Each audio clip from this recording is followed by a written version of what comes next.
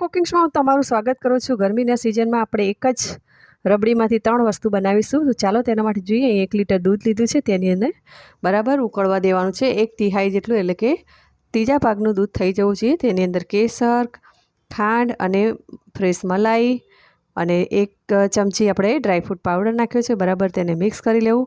એકદમ ઉકળી જાય, જાડું થઈ જાય ત્યાં સુધી તેને બરાબર મિક્સ કરતા રહેવું। આજુબાજુની કિનારીની મલાઈ કાઢી લેવી અને થોડા કાજુ બદામ પિસ્તાના ટુકડા પણ નાખી દે છે। તો અહીં આપણી કેસર રબડી તૈયાર થઈ ગઈ છે। તો પૂરો વિડીયો જોવા માટે મારી યુટ્યુબ ચેનલ પર જવું।